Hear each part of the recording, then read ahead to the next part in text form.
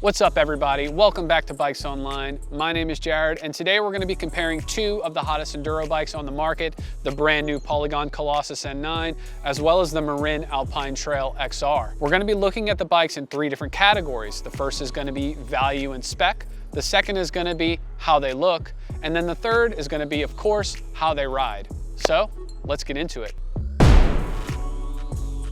First up, let's weigh in on value and spec. The Polygon Collosus N9 is extremely competitive in this category when you weigh its component spec against its price tag.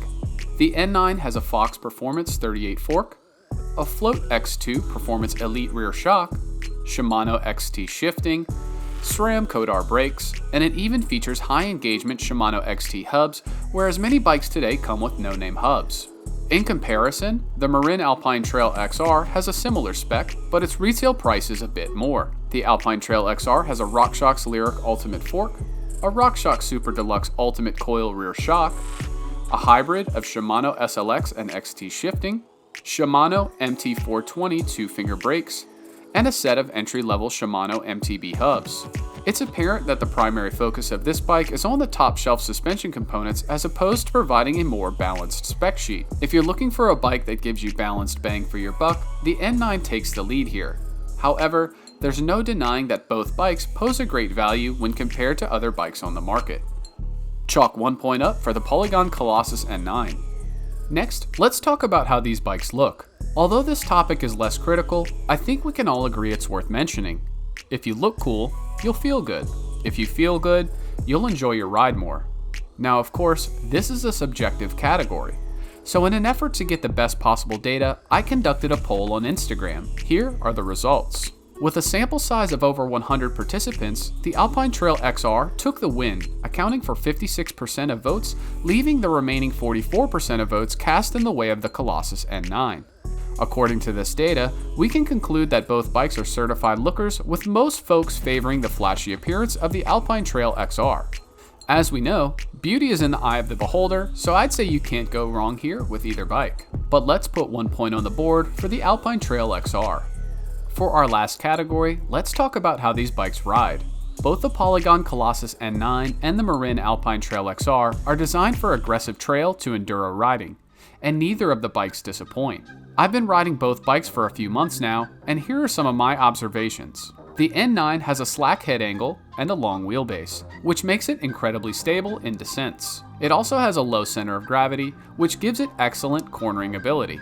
Its intricate linkage design ensures that there are little to no trade-offs for the aforementioned descent dynamics, meaning you can still pedal uphill effectively considering its long-limbed nature. The Marin Alpine Trail XR is also a very capable bike. It shares the same head tube angle of 63.5 degrees with the Collosus, meaning it's ready to rip downhill. But it's not quite as stable on descents as the N9, which is likely due to a slightly shorter wheelbase. However, shorter wheelbases can be favorable to riders in tight turns. It's worth noting that the Alpine Trail XR's simpler linkage design paired with that coil shock can mean a slight uptick in uphill pedal bob, but I wouldn't describe either bike as an inefficient climber. And if you thought that this video was over, I've got one more thing that I'd like to do, and that's going to be a back-to-back test, running the same loop with each bike to see if there's any differences that I've never noticed before that I can unpack for you guys at home. So let's get to it.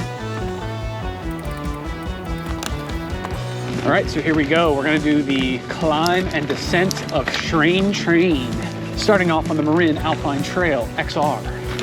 Got some tight climbing switchbacks all the way up. Feels good. Okay, our next tight switchback. There we go. It's really not a bad climber considering it's long-limbed and it has a coil spring. Whew. All right, we're here. Let's get this party started. Okay, dropping in, let's go. A little drop, bloop.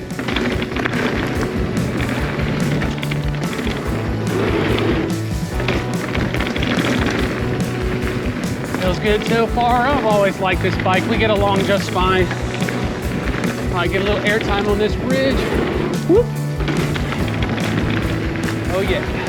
Such a proper bike. It really kind of blends that trail and enduro category so well. All right, I'm coming into the tech zone. Slow down a little bit and let her eat.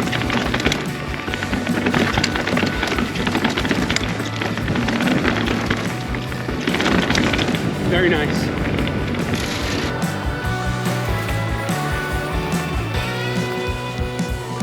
Whew. All right, that felt good. You know what's next. Time to take out this bad boy, the Colossus. And we're back. The Colossus N9, ladies and gents.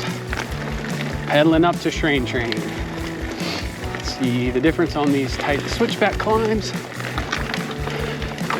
Feels about the same. Maybe a little less drag on this bike, just because the hubs roll smoother. Has a lot to do with them being the nicer XT hubs. Tight switchback number 2. Just fine. You can feel the wheelbase just barely on that one. A little bit tougher because this bike's longer, but no biggie. I do believe that there is slightly more efficiency in the way this Colossus pedals, likely due to the more intricate linkage design, as well as the use of an air shock. Dropping in Colossus N9 test, let's go. Doing this first lip again. Shoot.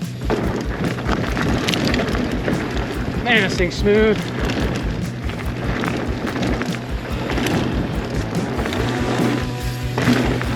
Second lift, let's go. Nice, just sails.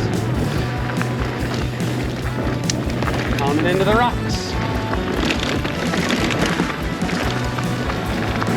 Little brake tap, no brake tap.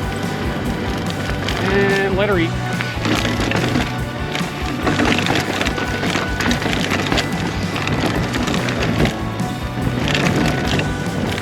In the drop.